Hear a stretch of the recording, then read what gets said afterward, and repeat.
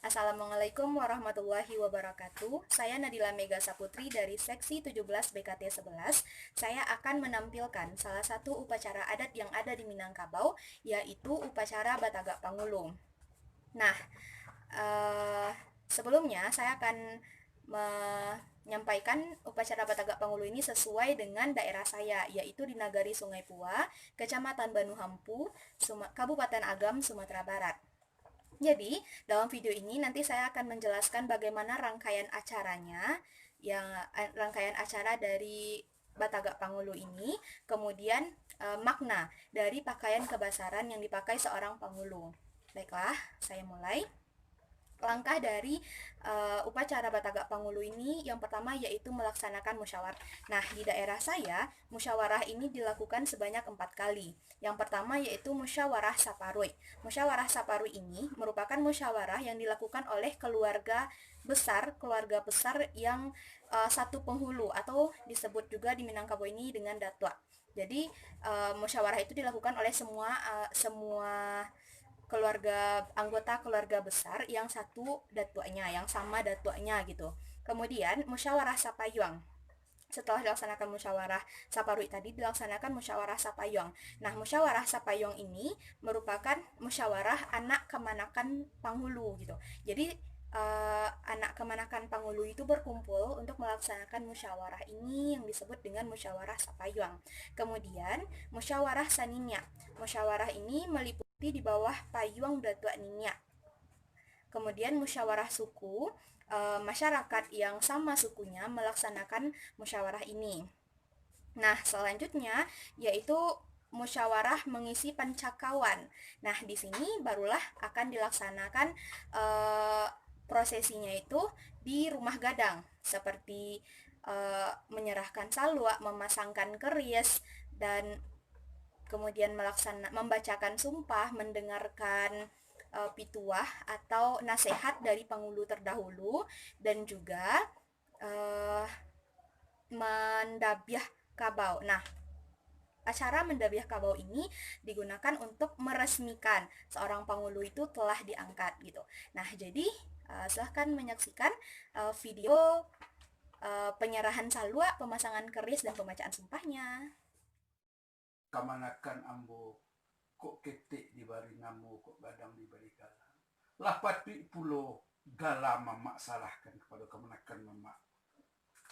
Bab pituah di kampung-kampung Simantaro di Minang kini kita Batagak datua. Dan jabatan ko lapati mamak salahkan kah kamanakan mamak. Baterimu kamanakan?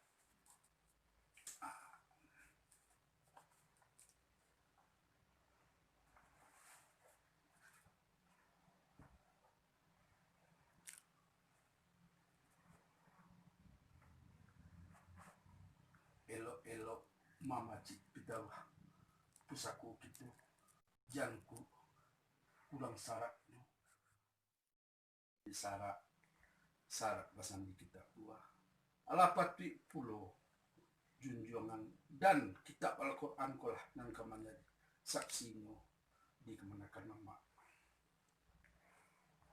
Kateh indak bapucua, ka bawah indak baure, di tengah-tengah digiriak kumba. Kok manimbang samo bare mau kuas samo panjang. Cuy itulah bareknyo tugas panguduko. Ndak jateh badan kama ke dibau dan tanggung jawab ke salah saya pulo. Baiklah, setelah acara melaksanakan segala prosesi yang ada di rumah gadang, selanjutnya seorang penghulu atau datua dibawa untuk barara. Nah, namanya acaranya dinamakan dengan barara. Barara ini yaitu seorang penghulu atau datua dibawa berkeliling nagari minimal 4 jorong. Nah, sekarang saya sedang mempraktekannya, namun sesungguhnya pada acara barara ini seorang penghulu didampingi oleh beberapa penghulu lain di dalam nagari tersebut dan juga Bunda Sanduang. Nah, tapi karena sekarang ini saya tidak bisa meminta bantuan kepada orang lain untuk membuat video ini agar ada orang yang mendampingi saya untuk barara, jadi saya barara sendirian. Tujuan dari acara barara ini yaitu untuk mengenalkan bahwa seorang penghulu atau datuk baru telah diangkat dari suku ini, di nagari ini, di jorong ini kepada seluruh masyarakat yang ada di nagari tersebut.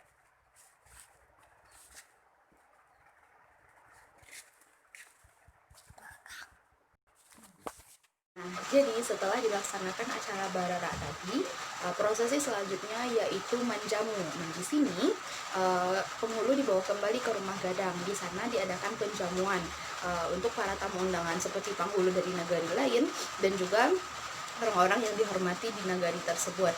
Nah, pada acara ini saya tidak bisa mempraktekannya untuk makan bersama karena tidak ada anggota keluarga yang bisa diajak untuk memohon membantu saya. Jadi saya akan melaksanakan acara penjamuan ini yaitu dengan makan sendirian.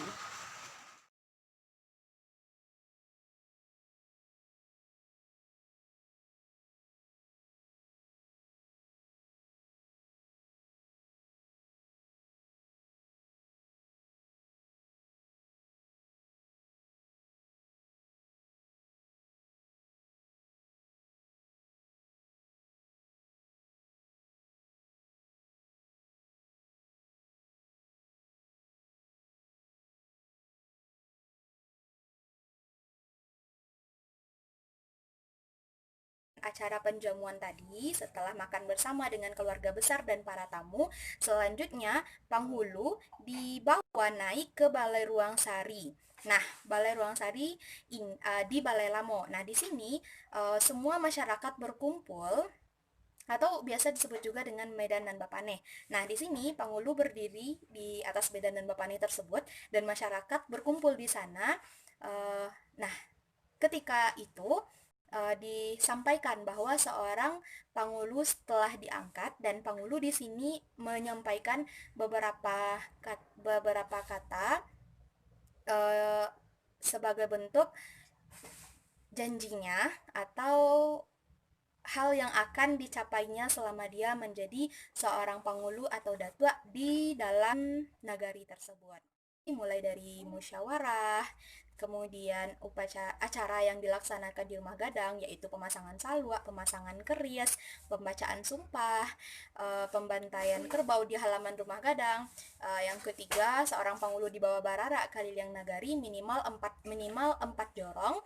Kemudian yang keempat, dilaksanakan acara penjamuan yaitu makan bersama dengan keluarga besar dan para tamu undangan. Kemudian yang kelima, dibawa ke Balai Ruang Sari di Balai Lamo atau kita sebut dengan Medan dan Bapane. Nah, setelah melaksanakan 5 rangkaian itu, barulah seorang penghulu resmi menjadi anggota Dikan atau Kerapatan Adat Nagari. Nah, setelah bergabung dengan Kerapatan Adat Nagari ini, barulah seorang penghulu itu bisa ikut di dalam menetapkan aturan di dalam adat Minangkabau yang ada di daerahnya, juga bisa untuk memutuskan sebuah perkara di dalam nagari tersebut. Itulah tadi rangkaian dari upacara Bataka Panghulu. Nah, sekarang saya akan menjelaskan makna dari pakaian kebasaran Panghulu ini. Jadi inilah pakaian kebasaran Panghulu atau datuk di nagari saya, yaitu nagari Sungai Pua, Kecamatan Banu Hampu, Sumatera Barat. Nah, saya akan mulai menjelaskannya dari bagian atas. Yang saya pakai di bagian kepala ini disebut dengan salwa. Nah, bisa dilihat salwa ini yang saya pakai ini memiliki tanduk. Nah, ini disebut dengan salwa tingkulak tanduk. Nah, salwa ini dibuat dari kain deta, yaitu kain batik dari daerah Minangkabau. Nah, makna dari pemakaian salwa ini yaitu kato dan pituah atau kata-kata dari seorang penghulu itu didengarkan baik oleh masyarakat maupun oleh kemanakannya, serta perintahnya itu harus dituruti karena tidak mungkin seorang penghulu itu memberikan perintah yang negatif. Kemudian penghulu itu mesti memiliki pengetahuan yang luas, ditandakan dengan meletakkan salwa di kepalanya, menandakan bahwa dia harus mempunyai pengetahuan yang luas. Kemudian lingkaran ini yang terdapat di kening menunjukkan kekuasaannya dalam adat, dan kepemimpinan penghulu dalam nagari juga tidak dapat dicampuri oleh kaum atau nagari lain. Jadi seorang penghulu itu dia harus memimpin di nagarinya tanpa dicampuri oleh penghulu dari nagari lain. Sebab setiap kaum itu memiliki penghulunya masing-masing. Selanjutnya, seorang penghulu itu tak dapat dipengaruhi oleh sesuatu yang tak ada dalam aturan syarat adat dan undang-undang. Selanjutnya, baju. Nah, bajunya ini disebut dengan baju gadang karena bajunya ini memang lengannya ini besar Kemudian bagian badan ini juga besar, namun ini tertutup karena harus diikat oleh caweknya, oleh ikat pinggangnya, dan juga oleh salempangnya. Nah, baju gadang ini biasanya dipakai oleh Panghulu ketika melaksanakan upacara pelantikannya. Sedangkan untuk upacara lain seperti diundang ketika menghadiri upacara pernikahan, nah di situ seorang Panghulu tidak perlu memakai baju kebesaran ini lagi, tetapi menggunakan baju lain seperti kemeja dan jas.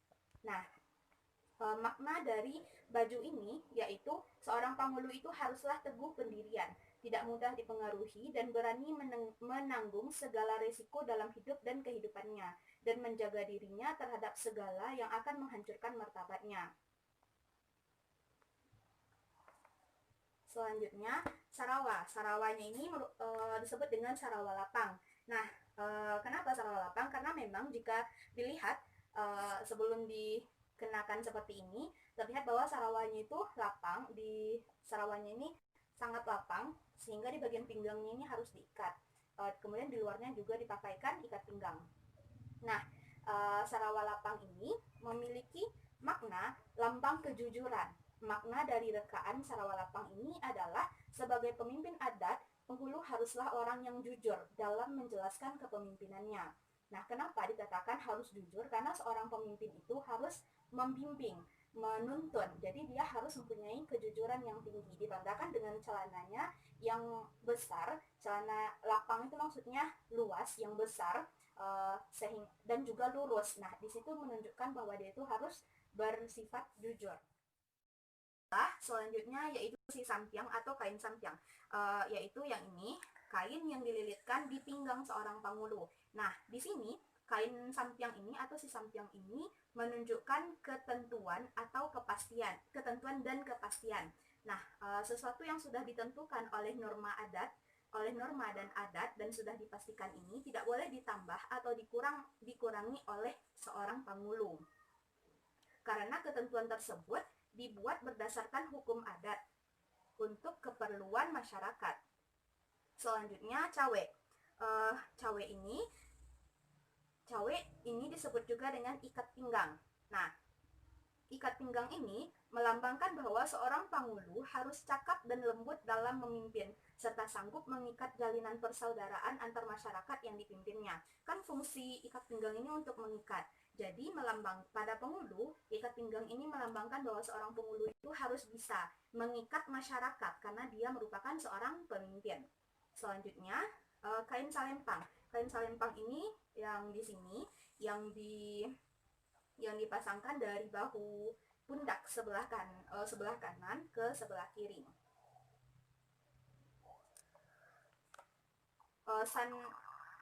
Pakaian kebesaran Panghulu ini dilengkapi dengan kain sandang atau salempang dan ada juga yang menyebutnya dengan kain kacia. Sandang adalah bahasa Minangkabau yang berarti meletakkan sesuatu di bahu. Kain sandang ialah kain yang disangkutkan atau disandang di bahu dan ujung-ujung sandang dijatuhkan ke sisi hadapan atau di belakang. Jadi boleh di sini, boleh juga di belakang, tapi kebanyakan Penghulu menggunakannya di sini. Pemakaian sandang juga ada yang disalempangkan, yaitu dari bahu ujungnya dijatuhkan pada sisi badan yang berlainan arah pada pinggang. Seperti yang saya gunakan saat ini, yaitu saya menggunakannya dari bahu kanan ke pinggang bagian kiri.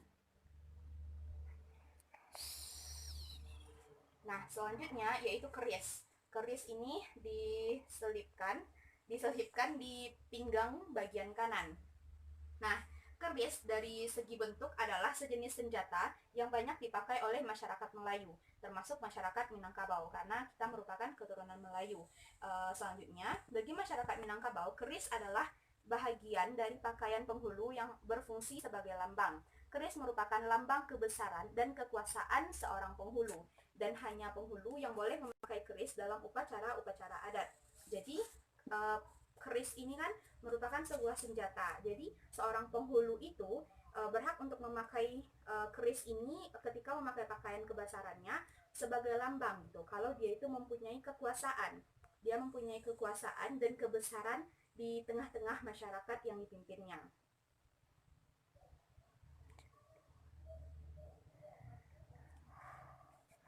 Nah, keris yang dipakai penghulu ini, hulunya tidak diambalau atau dipatri. Apabila keris ditusukkan pada sesuatu benda, maka bilah keris akan tercabut dari hulunya setelah ditarik.